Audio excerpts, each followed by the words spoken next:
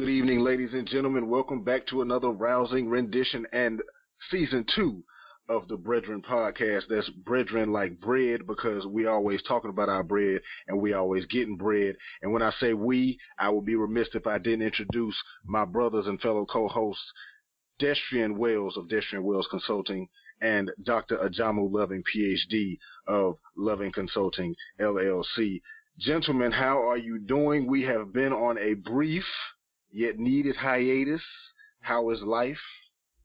Oh man, it's going great. It does feel a little weird without our counseling sessions though. So this is nice to be back. It's good to hear your voice.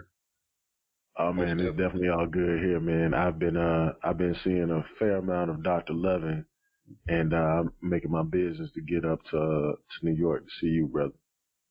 Most definitely. But before we really hop into things and do what we normally do, pomp and circumstance, we do want to welcome two brothers on the call with us this evening, John L. Woods and Ryan Randolph, two of our brothers in business and in life. Gentlemen, how are you all this evening? Doing quite well. It's a pleasure to be with you guys once again. It's been a long time since I had my voice out there on the channel, so good to be back. That's beautiful. Randolph, how you living, man? Hey, same here, brother. Everything is good. Blessed to be amongst you, brothers, and I look forward to an amazing show. I always tune into the show. I always take from the show. I know I talk to AJ a lot about the show, so I'm excited. Wonderful.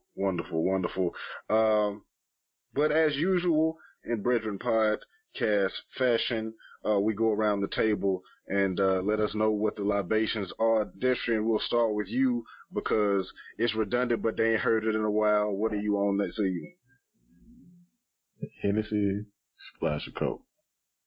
There we go, ladies and gentlemen. Consistency is key. We've talked about this before. Dr. Lovin, what are you on right now? Oh well, this evening I'm sipping on Tito's. So I'm feeling clear and light and just happy to be here. So yeah, that Tito's that's hitting wonderfully. Yeah. Tito's, an American classic. There you go. It's a new classic. Mr. Randolph, might you be sipping on anything this evening? Yes, sir. I have a little double shot of Hennessy, and I'm thinking about just sipping on that. Outstanding. Looks like we have two hens in the house. Mr. Woods, would you have any libations on you, sir? Please bring it home. Yes, I'm drinking on a little Limerangi Nectar Dior single alcohol.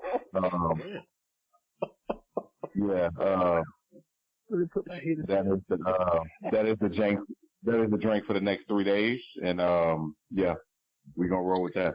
Excuse me, put your pinkies up, audience. Your pinkies. Listen, ladies and gentlemen, as you can tell, it's a very distinct group of people that we are dealing with here. I'm gonna go ahead and have to just bring it back down to common land. I'm still sitting on that Jim Beam, but as I discovered this evening, this is about the last of it. So many of my family and friends know I have a day of birth coming soon, so there will be something to replace it. And I might take a book out of Mr. Wood's page and give me some real fancy, but in BREADren podcast fashion. Gentlemen, toast, cheers to a good conversation, to knowledge being dropped, and to seeds being sown. Cheers, gentlemen. Cheers.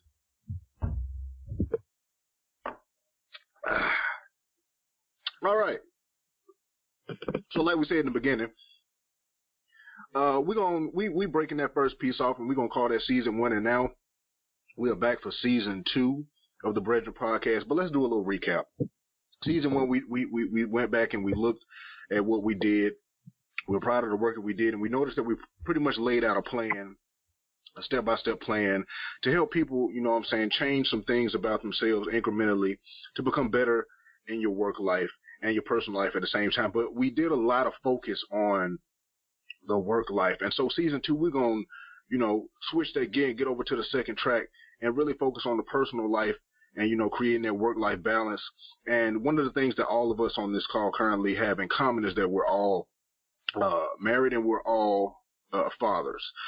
So we definitely will be taking a deep dive into the role of being a father and how it affects us, and just having an open and honest conversation like we've always done, giving you the same consistency that we gave you before.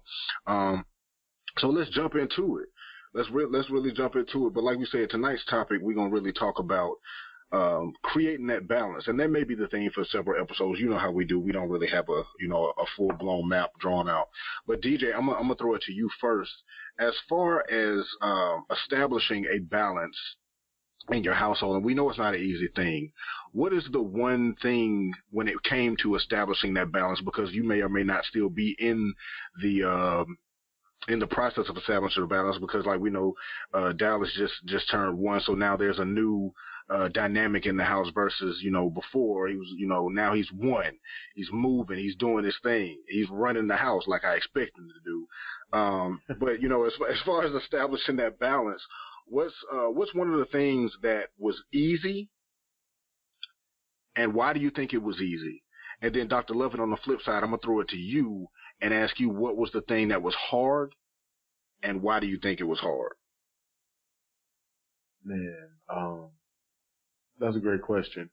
I think that the way you posed the question is very strategic. I probably would have been more capable of talking about the things that were hard.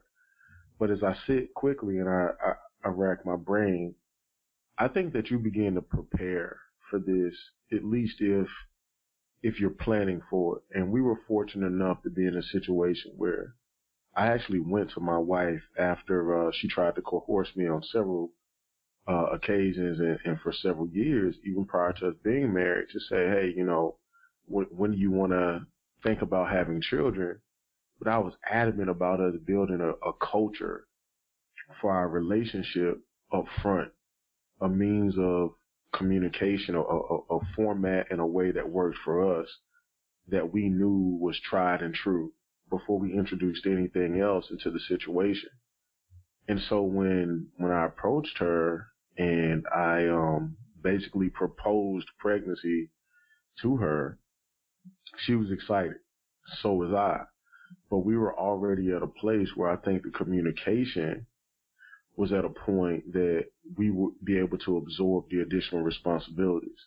So from a cultural standpoint, we talked about having a culture for our relationship that was existential to that of our background, that of our friends, family, or what have you. So we wanted to create an independent culture inside our relationship to insulate ourselves, to be able to have an environment that would be conducive to bringing a child into it. And that's not saying anything negative about where we come from or what we experienced growing up, but it was, we want to improve upon it and enhance it. So I think the easiest part for us was making the decision to move forward and do it, because we had become comfortable with each other and we had experienced each other and got to know each other over a period of time, and it was thought out. Now I know, you asked Dr. Loving to address this, but for me, the difficult part came with trying to help my wife understand the trials that would be ahead of us. Like, I sat and meditated on many a nights while she was asleep. I sat up and just sat outside and thought about these things, looking at, having a drink, looking at the stars until the early mornings. And I could see the next 6, 8, 12 months, my travel schedule, her feeling alienated, her feeling like she was, for all intents and purposes, a single parent based on the way that my job is structured. And we talked through those things. So the culture had to be in place in order to overcome those things. So, I would say the easy part was making the decision based on the culture that we established. The most difficult thing was, kind of the coming to the realization that for all intents and purposes, she was going to be the person sacrificing the most, her body, her time, the momentum that she had in terms of her career, her personal business, etc. So I needed to be prepared to be, a support system in itself for her. So, I would say those are the things that I took away. I don't want to speak at length because I know Dr. Loving is going to drop some jewels there. No problem. I definitely, appreciate you for sharing that a little bit. And we definitely going to expound on a lot of the things and points that you spoke about. But Dr. Loving, I'll go ahead and throw it to you. And you can also, say what was easy. But the question that I'm posing to you is, what do you think was the hardest part about establishing a balance, and why do you think it was hard? Yeah. So, all right. The easy part, that's easy, is choosing to commit to the person. My wife has been with me basically since around the start of my PhD program, and so knowing that she was important to me was a very easy thing.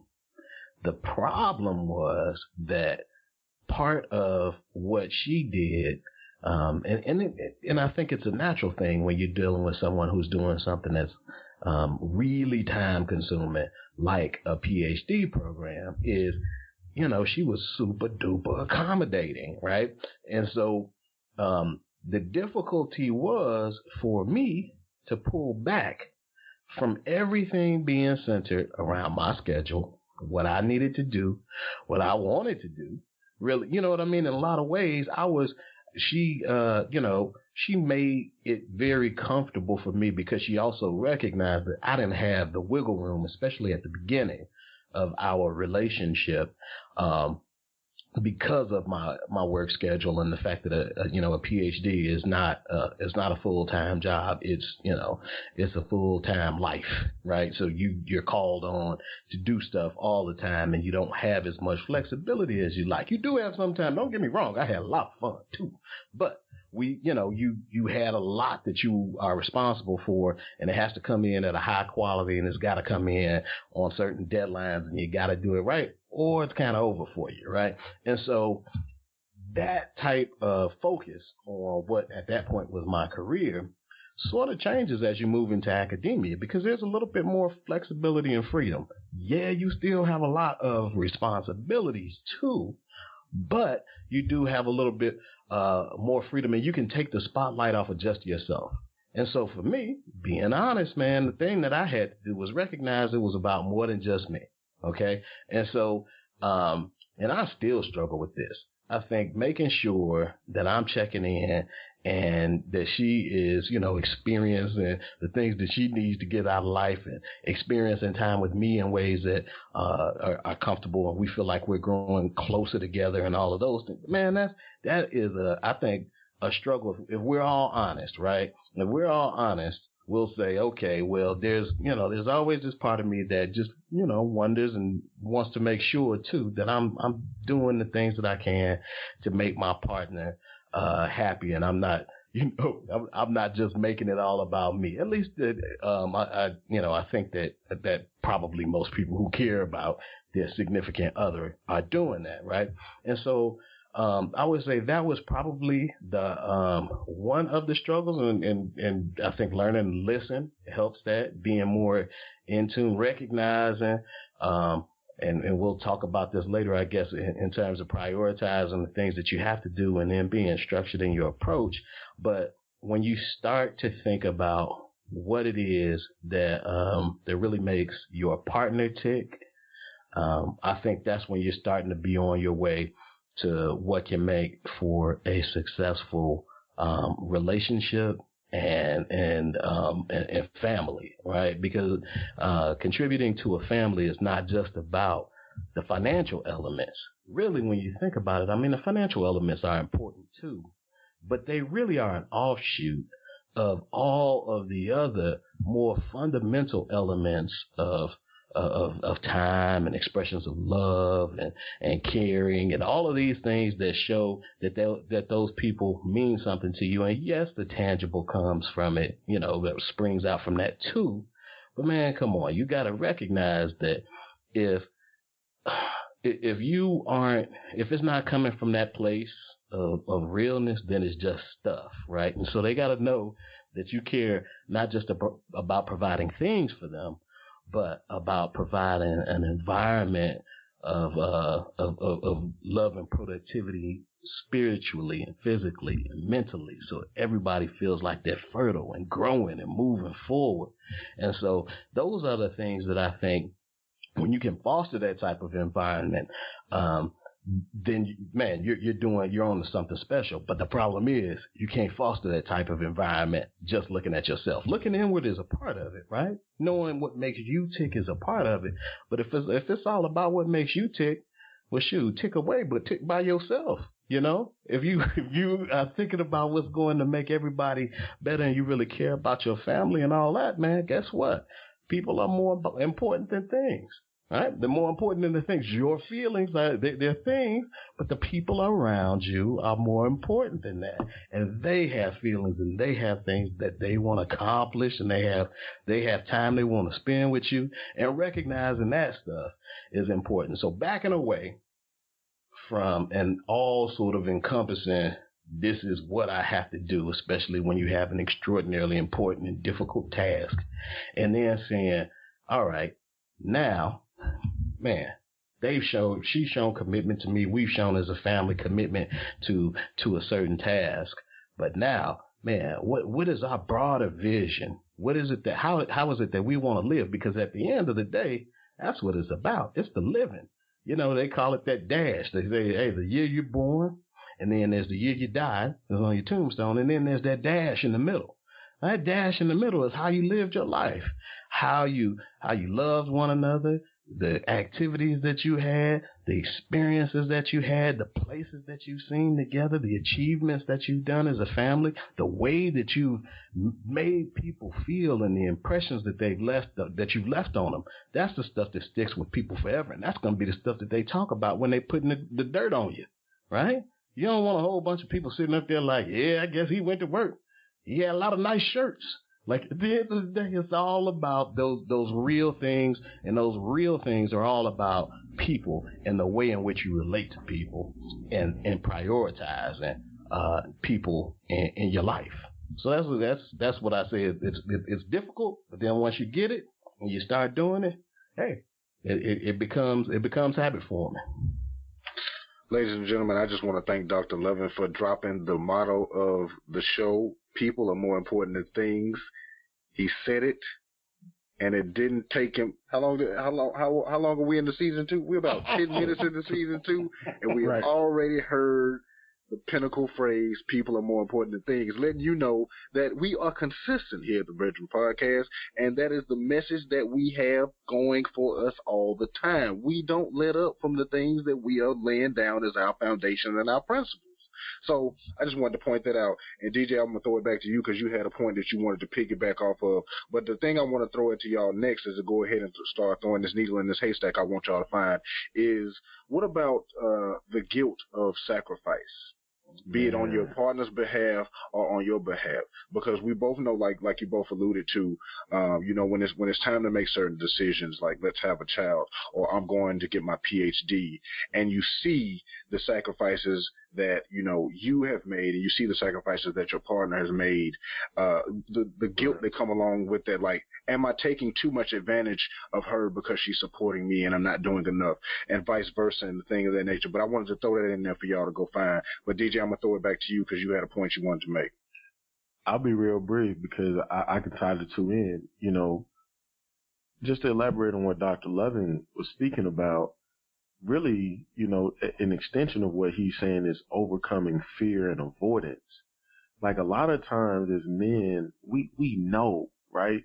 Like he said, well, making the decision to commit is the easy part. We know that, but it's overcoming some fear and avoidance, because there could be issues in your life that you need to get beyond to make sure that when you commit to this person, you're not ruining their life, especially when they have things going on that are productive and they're meeting you where you are, so to speak. Now, things look a little bit different when you have a situation like that, because you're going to be held to account. So, here it is. You want to, propose or get married or have a child or what have you. When you look at sacrifice, and you kind of brought this up about the guilt of sacrifice, when you start looking at the sacrifice that woman may have to make in order for this idea, this relationship goal to come to fruition, typically, and I don't even know if typically even defines the percentage, but more times than not, the weight and the burden is on the woman, because again, it's the development and the carrying of the child. It's the toll that it takes emotionally, physically, on her body, her mind, and it's vast. Like, I don't even know how to explain how deep that rabbit hole goes for someone who hasn't been through that. But ultimately, man, you really need to look yourself in the mirror and figure out if you're built for the long term. And one of the things that I would say around the guilt of sacrifice, I have never personally felt, any type of, I don't know what the word is, resentment or whatever for sacrificing, but I could definitely see how my wife could. We had a 10-pound baby, and she carried him. She was up at night. I was still going to work. I was still traveling. Her life was put on hold. It's a major pause that's placed in that woman's life. She'll never forget that. Long after you've forgotten it, she never will. And what you have to do, you have to really humble yourself as a man and realize what's taking place in front of you.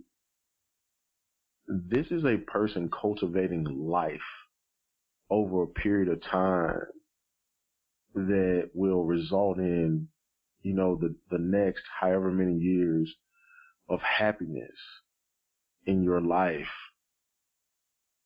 That's a living miracle. And I think oftentimes, because things tend to go well, we take for granted that things will. But we should also be reminded of the times that things don't go well. Those friends, family members, or folks that we may know, colleagues, etc., who have the unfortunate occurrence of losing a child, and understanding that this is a two-sided, this is a two-sided trade. Things work out and then sometimes they don't. The woman bears that burden the entire time. And I've seen women blame themselves for things that happen in childbirth that they can't control. It is a very difficult proposition. So when we talk about the guilt of sacrifice, I think that as men, we need to participate more in the sacrifice, right? And, I'll be the first to raise my hand and say that hindsight being 2020, during the process, I thought I was doing everything I possibly could do. Fly back on a red eye, make every doctor's appointment. But you know what? I should have been there anyway. The additional things would be the, more empathy. And I feel like I had a reasonable amount, but I probably could have had more. Hey, my back hurts. I'll go to Bath and Body Works and buy you a massage chair. Maybe she wanted me to do it. It's the small things that you have to think about when you're thinking about the sacrifice to avoid that feeling of guilt. And again, I think that is being participatory in the process is the thing. Do the classes, man. A lot of us, I'm not doing those classes. Man, do them. Go do the Lamaze classes. Everything that any other man is telling you not to do, it probably is a good idea for you to do. If your friends are telling you not to do it, you should probably sign your behind up and eagerly and enthusiastically go do it, because it's going to be of value to your relationship with the woman that you're bringing this child into the world with. So, AJ, it's a roundabout way of getting to answering your question, but you need to be participatory. There should be no guilt. if both people are participating. You can eliminate that by establishing strong communication again, but also having some empathy because, again, she's bringing forth life. And your job, in my opinion, is to help nurture and create an environment that she's comfortable in doing so. And we all know, because we have children now, it is not a comfortable proposition at all. So, I mean, the best you can do is try to create the environment. Go ahead, Doc. What you got? Yeah, I was going to say. Well, Doc, yeah. Doc, hold on real quick, because I think Janelle he wanted to throw a point in too. Janelle, you still with us? Yes, I'm here. Go ahead, man. You had a point you wanted to make along the lines. Go ahead. So I'll just say, I come from a situation that's probably not unique, but I grew up in a family of women, in the inner city, down in New Orleans, where, the whole concept of a man and a woman in a relationship, marriage and everything like that really wasn't really common in the area.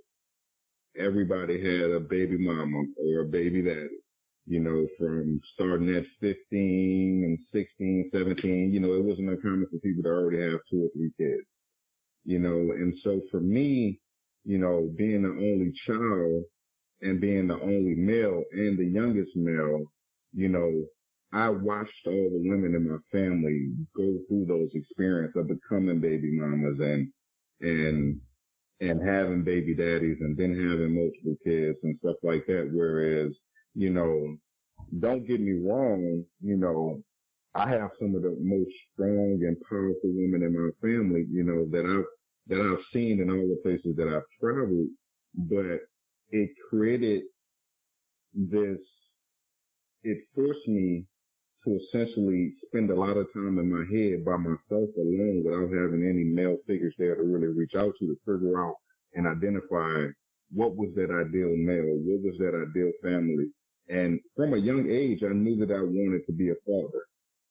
And having these constant images of women, not only in my family, but in their friends and everybody around me, what would the ideal mate be? And so after a while, when you start looking at all these different traits and you start dealing with their emotions, watching women go through nervous breakdowns, watching guys mess over them, you kind of come up with, inadvertently you become desensitized to a lot of their emotions that they have, because you see that no matter what they go through, you recognize how strong women are and you start to deal with them in that way. It's really difficult for you to be sensitive to a woman when you know that who is the guy that she's most loyal to? Is it the guy who's the most sensitive, or the guy who's really attached to their emotions and really trying to empathize with them, or is the guy who's there making a paycheck? Is it the guy who's paying the bills? Is it the guy who's firm in what they say, who's, if they say it, they're going to do it? And so for me, inadvertently, I started to take on a lot of those characteristics. And I would say, it got to the point where, when it made it very difficult later on in life to even really be in a relationship. And, when I met my wife, logic, a lot of times when I went into a relationship with a woman or I started, courting her or what have you, it would be, okay, logic would come into play. What's her family got? What type of career is she going toward? What's her education and all these different things? But, ultimately, what led to my wife, it was something completely illogical. It was a feeling, you know what I'm saying? You could almost say like, it's crazy in my town, like divine interventions. Like I took a leap of faith. It seemed as though God was telling me that this is the woman I need to be with. And I took a leap of faith. I left Louisiana, drove to Florida, found a job, took a pay cut, and was like, none of it made sense at all. And here I am, this highly logical guy, very unsensitive, dealing with a woman who is the polar opposite of me. And I would say that the most difficult thing is trying to mesh those 2 worlds of me, this desensitized, logical guy, with this highly emotional woman who was very illogical in a lot of the things that she did.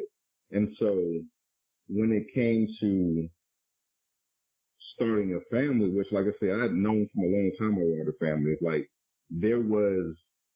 I didn't second guess any decisions that I made, and it kind of echoing off of something you guys said too, as well. It's like, it was very easy to make the decisions of, yeah, this is wifey right here. We're about to get married, we're about to have some kids, we're about to make some money, and we're good. I saw, I always had a plan, or I always could see the potential of where our family can be. And it's very difficult to kind of come out of that, your manliness, and just be able to, you get to a place where sometimes you feel as though you're waiting for the other person to kind of accept or adopt your plan without really even giving any wiggle room for, because, like, say for instance, like, if I'm making the decision on, we need to move here, or we need to have here, this is the best job, we want to make more money, you're doing this, and comparing our two careers, this is the direction that we need to go into. A lot of times you're waiting for that woman to give you a counter argument. Like, okay, so talk me out of it.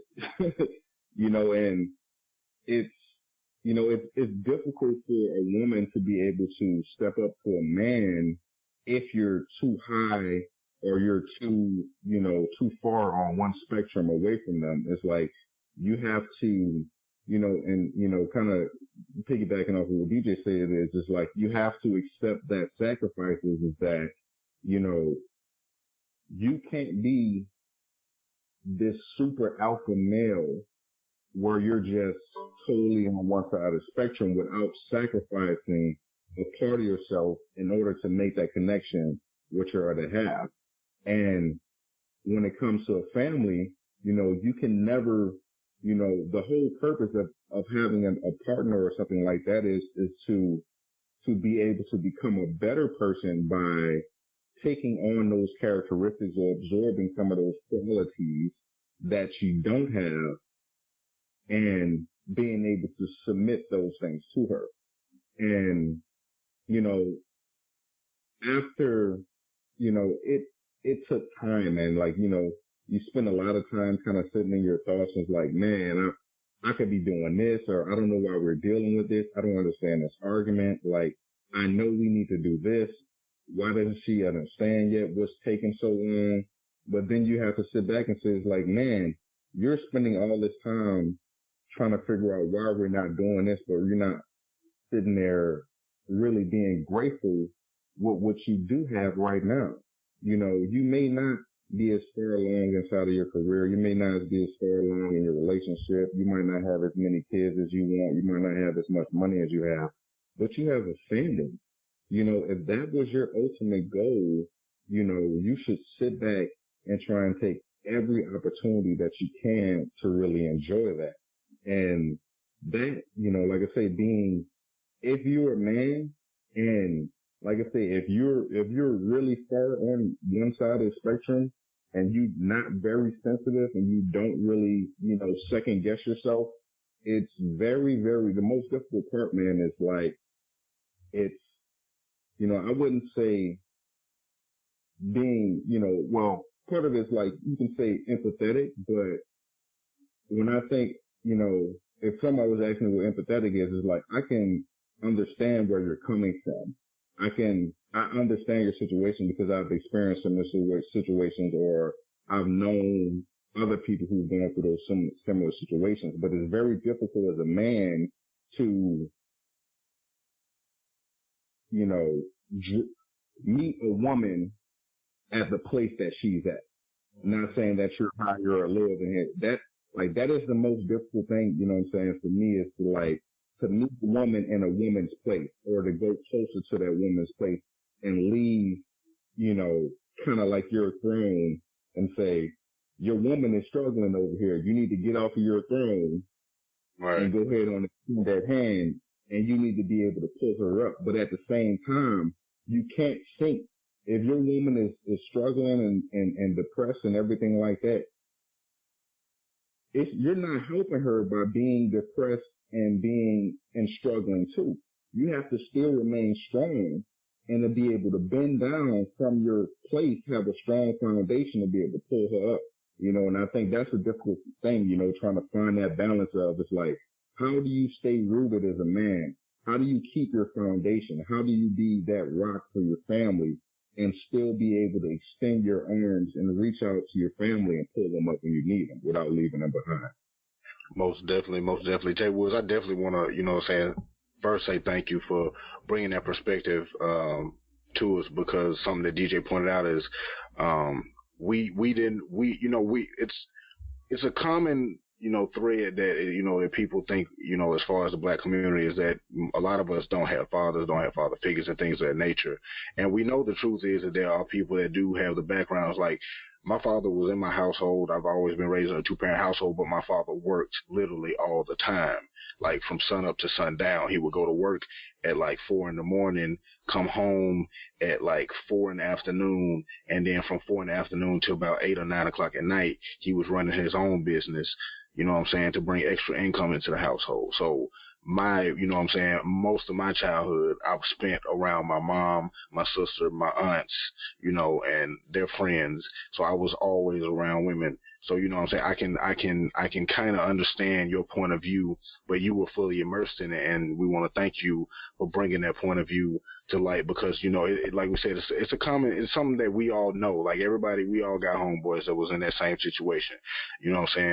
So, thank you for that. DJ had a point that he wanted to bring up about that, but the one thing that I definitely wanted to point out is, Jay Woods did an eloquent job of explaining his point of view and also answering the question. But we all see at the end, it got rounded out as to, you kind of are stuck in this infinite loop of, you get it figured out, but then you still figure out, like, okay, so what is this real balance? Because if I do this, if I over empathize, now, I'm doing this wrong. And if I'm too strong, now I'm not empathizing as much. So, it's almost, you get stuck in this infinite loop. But DJ, I'll throw it to you to make the point you was trying to make. That's a beautiful segue. And Jay, man, that was on par, man, because one of the things that I think we really suffer from is a lack of a male presence. It's not that the women in our lives don't do a phenomenal job, because I grew up in a similar situation that Jay just explained. Like, my mother was my everything until she got remarried or what have you. And even after that, you have an affinity for your mother that's different when you see her go through things and she's the one that's holding down 2 or 3 jobs or whatever. And not complaining, by the way. This is part of the reason why I don't complain in my relationship. My job is to go to work. I'm going to do that anyway. And I think as men, we have to get back to understanding that things, what are you going to do anyway? So you're supposed to be doing these things anyway. And you have acquiesced or asked this person to join your journey, and you complain about it? Nah, man. Like, there are very few things that I complain about, but a lack of male guidance will lead you to complaints about your responsibilities, because no one has informed you about what it is you need to really be doing. So what Jay was talking about, the way I wrapped my mind around it, he broke it down. I took some notes, bro. He said that you got to talk me out of my logic. And that is a core piece of our communication barrier in my household and with people in general. If it don't make sense, it's really hard for me to get on board with. You got to make it make sense to me. You see, I'm not going to say all women, because I'll be stereotyping, but my wife knows, and we've talked about it. She's going to operate from a position of feeling, right? So it may feel good, but we still got to finance those feelings. So we need to come to some type of terms around how good this needs to feel to everybody, because it needs to feel good to me too. So what we do is we kind of get real about it. So Jay, if you would, what I would say, what I heard from you, if I could boil it down into 2 things, is impact versus intention. So I'll start with the intention first. My intentions are well. I intend that you understand me. I intend that you understand where I'm coming from and that we can be on the same page. The impact could be male or female, that we've offended the other party.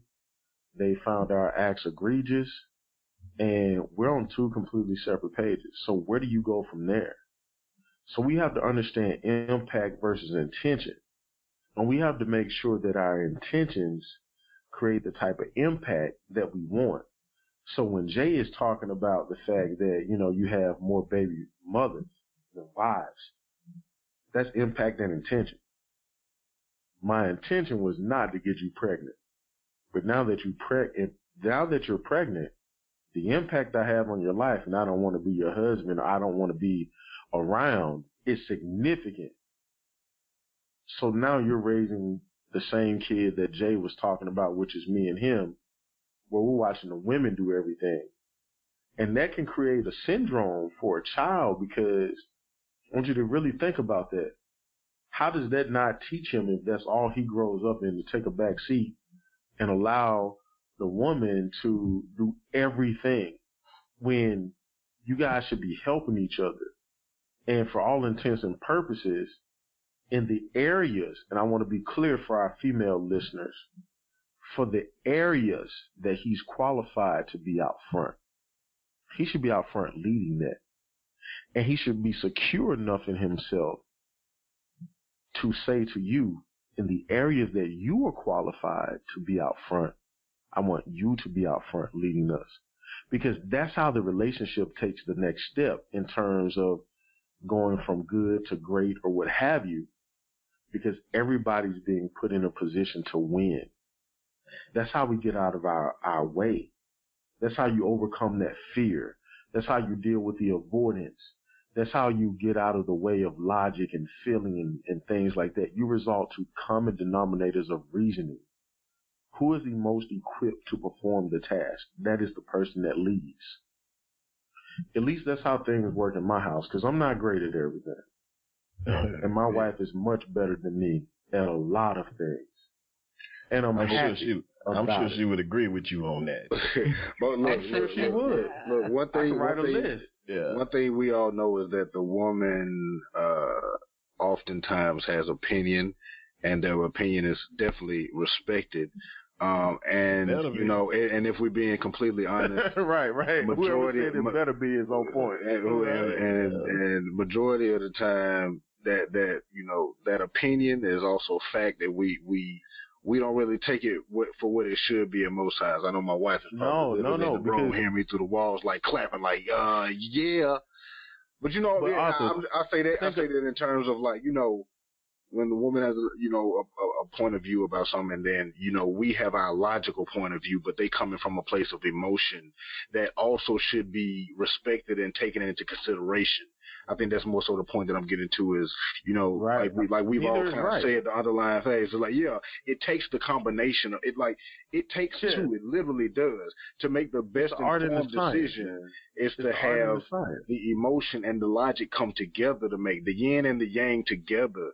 Because if the yang makes the decision without the yin, shit goes out. If the yin comes without the yang, everything goes to it goes in a certain very strict direction. But look, this is AJ. Hold on, DJ.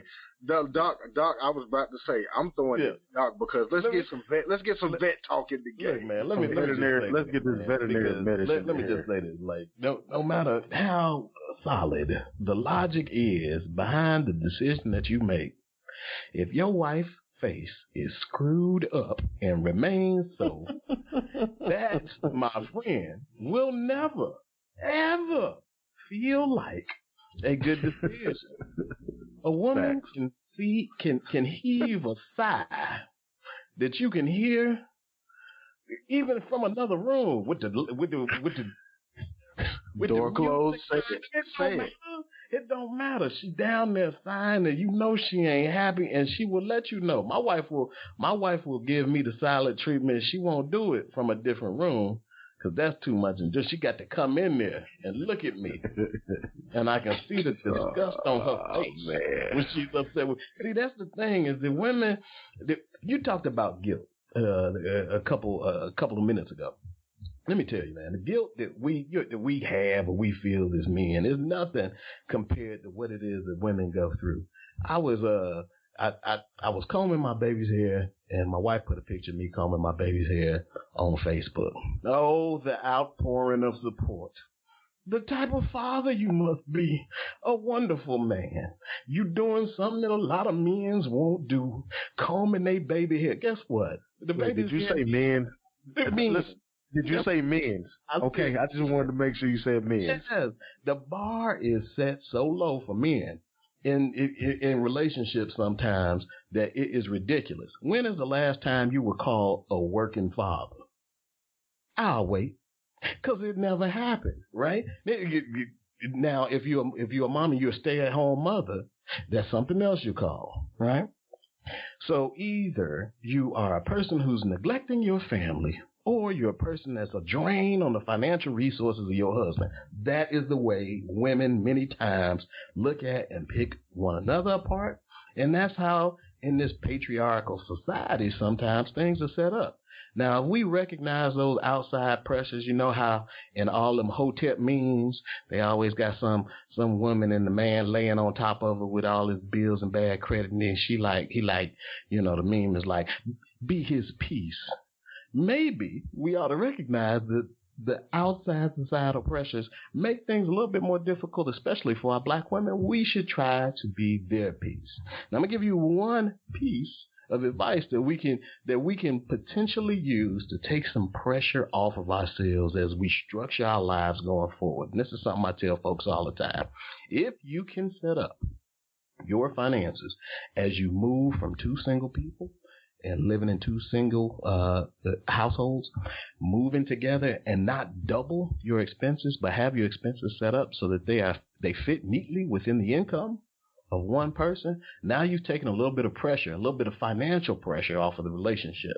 If y'all move together and you got to have a house that's double the size and all of the bills are double the bills and everything else is extraordinarily expensive and you're not in a position where you can save, you're not in a position where if someone gets laid off, you can meet the financial need, then you've created a bunch of pressure that's there. And what happens is the differences between men and women in terms of how we're naturally going to pursue certain expenses, look at certain opportunities, whether it's vacation or whatever else, man, you created a whole bunch of pressure for yourself that you didn't necessarily have to do because of the way you structured your finances.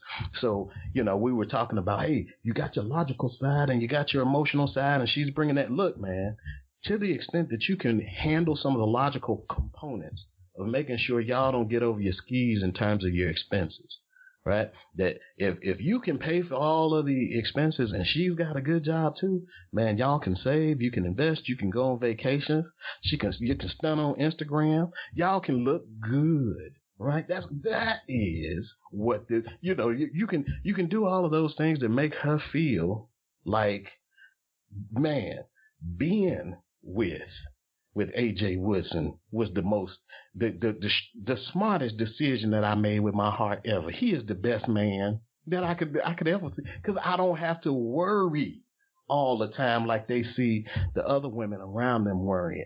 A lot of times with these baby mama situations and all of this, man, we have put a lot of pressure on women in general. I remember when my mom and my dad divorced when I was young, and it was all on her for a while before my stepdad came in.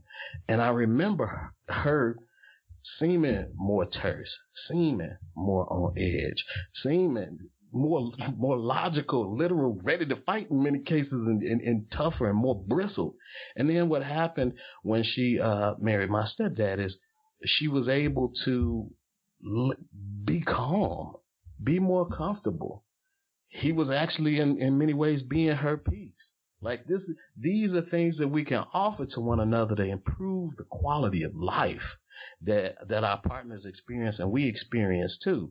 But yeah, we have to be emotionally in tune with ourselves too. We got to recognize that it's important to to be able to talk to a person and recognize that it's not all about just the money and the stuff and all the rest of that, but to the extent that we can structure life to make it more comfortable for ourselves, to make it easier for us to have the flexibility. That's what wealth is. That's what money is. It's about us having flexibility and options, right?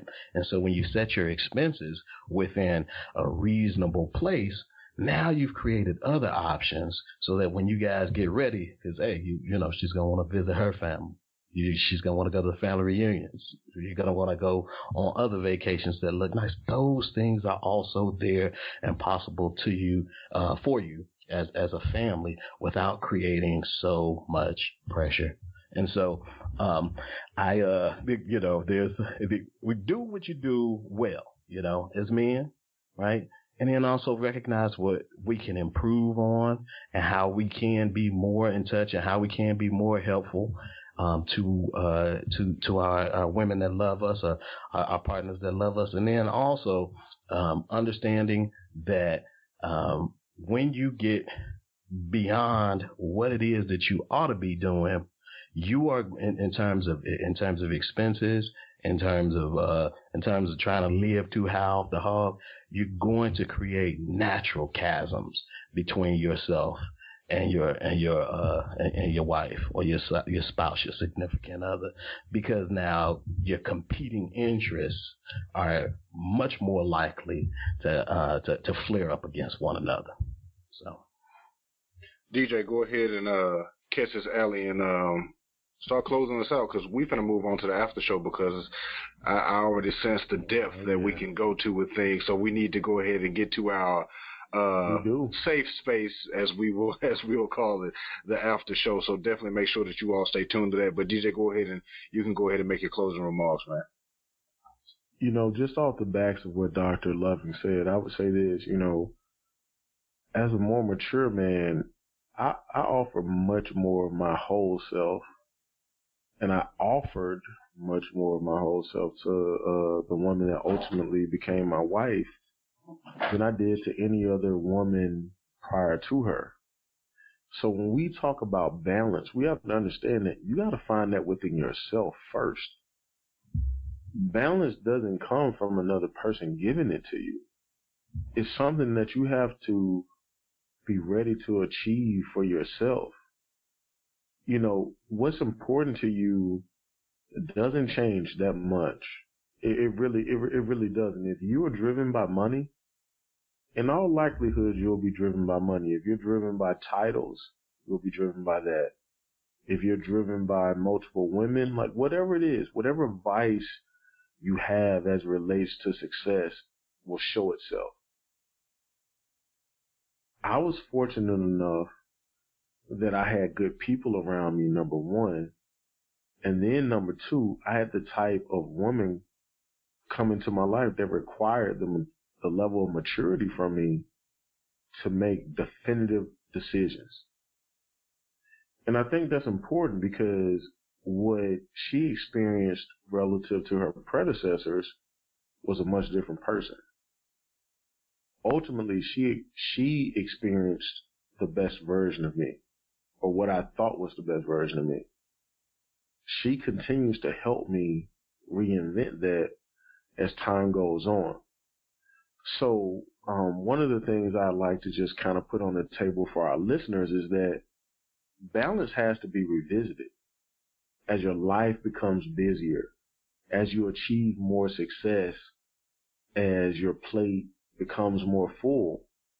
What was once balanced is not. And I say that with a smile on my face, because it means that you're progressing. You're starting to have to make difficult decisions, but they all are positive. You know, think back on the days where you were making decisions about very negative things. Can I pay this or can I pay that? Now you're making decisions about where you spend your time generating income. Those are not bad decisions to make, but they still need to be made, and they need to be made thoughtfully. So having the proper person in your corner is important. My wife, for all intents and purposes, is my best friend. And that's something that has served me well, because on the days that the marriage is not the best, the friendship still lasts. And she can tell me anything. And she can call me on anything. And I think that's important to kind of move into a space that Doc was talking about. You have to eliminate competition from your relationship. You have to eliminate ego from your relationship. At some point, it doesn't matter who gets it done. AJ, I'm sure you can relate to this. Avery is still, in the newborn stage or in the infant stage. If we're going to keep track of how many diapers you change versus how many Shannon changes, both of y'all are losing.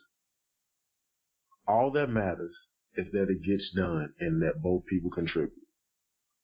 Once you can get to a model that looks like that for your entire relationship, you've established balance.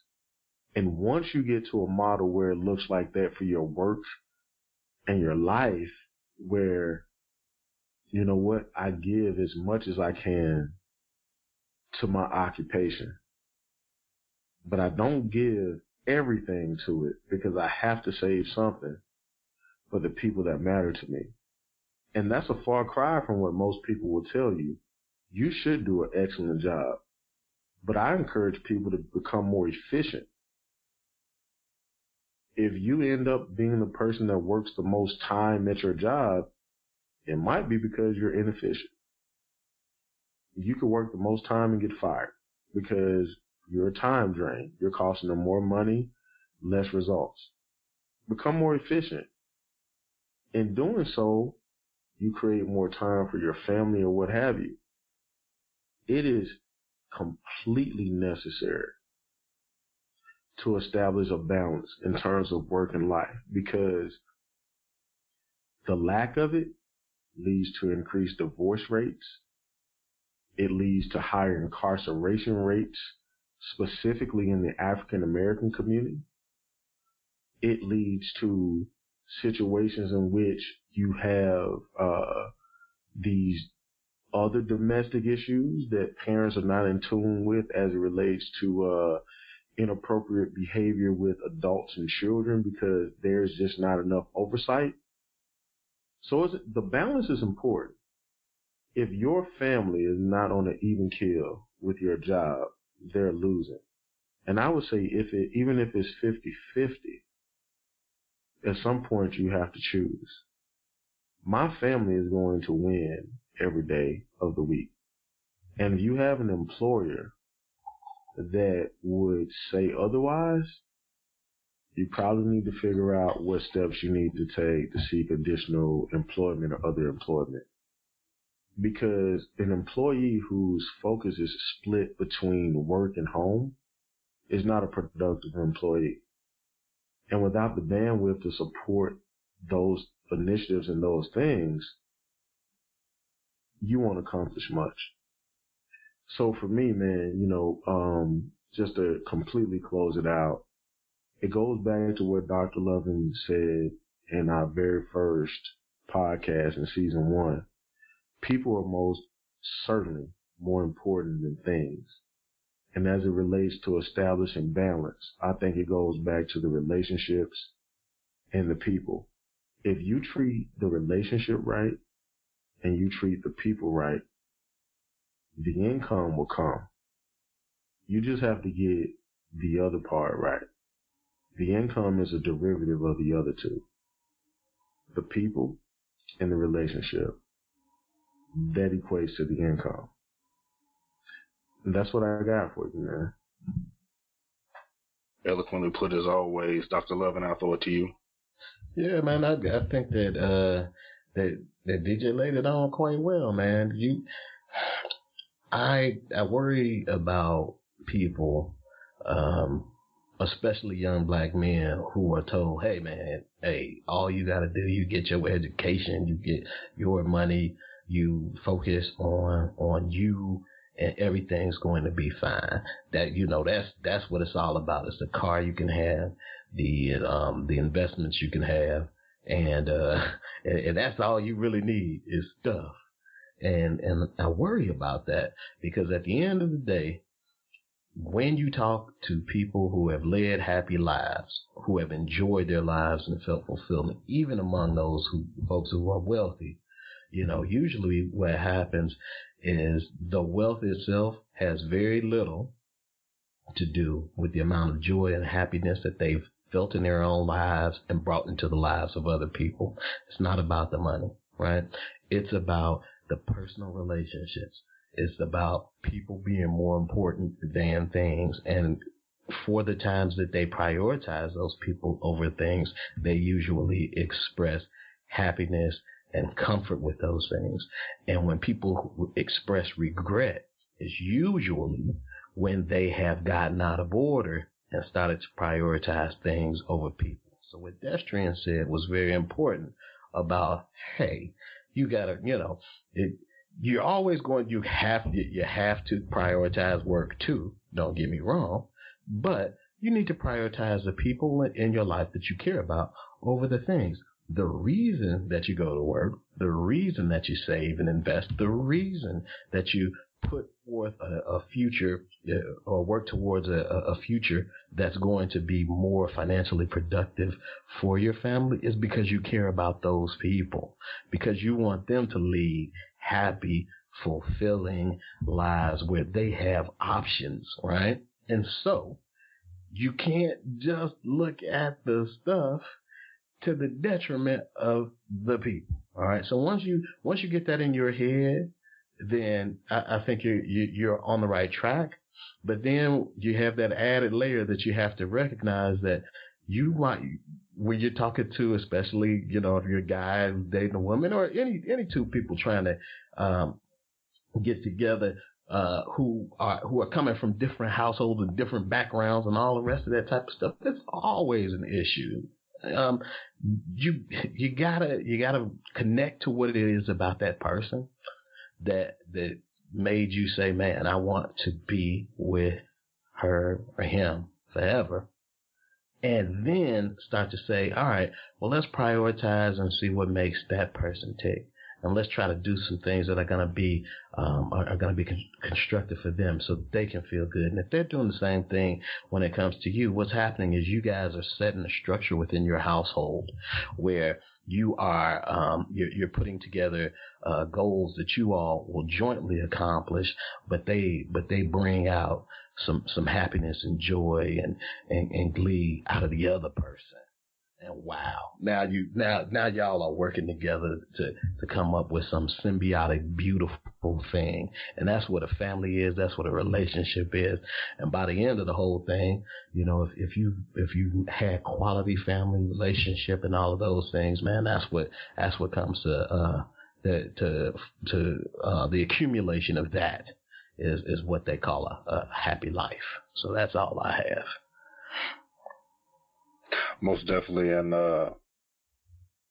I'm gonna keep my point short because we got a lot that we can say in the after show, and like we said, this might be a recurring thing because we started off very broad and we did that intentionally because it's a lot of needles in this haystack we can pull out, and hopefully we don't prick ourselves while we're trying to find them. But some of the key points that I want to just bring out is conceding responsibility in the proper arena, specifically speaking to the men, because that's the point of view that we're coming from is, understanding that women are emotional and respecting their emotional logic. We talked about emotional intelligence in the last season. If you haven't listened to that episode, definitely go back and listen to it. We did talk about it in terms of its benefits in the corporate world, but it can also be applied to your personal life. Emotional intelligence is something that will greatly benefit you in your relationship and in your personal and your work life, but specifically when it comes to your relationship, emotional intelligence, because that is something that we definitely have to tap into. We cannot ignore it. And we've had opinions expressed tonight and point of views expressed tonight to let you know, even if you aren't versed in that particular arena, you can become quite proficient and make your way towards making the right sacrifices to make things work, and to stepping up to the plate and to making things right. But we're going to go ahead and kick it to the after show. I definitely want to thank our guest. They'll be joining us. Brother Randolph fell off for a minute. He had to handle some business, but I believe he'll be back in the after show. Jay Woods, I definitely want to appreciate you for, bringing in your point of view and adding to the conversation. It was well received and very much needed, and we appreciate you. So he'll definitely be in the after show, continuing the conversation with us. But ladies and gentlemen, season 2 of the BREADren podcast has been officially kicked off and started. We hope we drop some knowledge as we always do. But you can find us at our various internet domains. Destrian Wells can be found at dwellsconsulting.com, or is it destrianwellsconsulting.com? We don't know. We'll figure it out. Type both of them in. Google it. It'll come up. You can find them on Instagram at Empower, Engage, Execute. Dr. Ajamu Loving can be found on Instagram at Dr. Ajamu Loving. He can also be found at jamuloving.com. And you can find me at mmbbgw.com. Follow the BREADren podcast at BREADren Pod on Instagram and Facebook. That's BREADRENPOD. BREADren like bread, because we always talking about our bread and we always getting bread. Y'all just don't know what these 5 brothers, that's including me, have in store. BREADren has a totally different meaning now. But thank you for listening. Season 2, episode 1 of the BREADren podcast. We'll catch y'all in the after show where it always goes down. Thank you.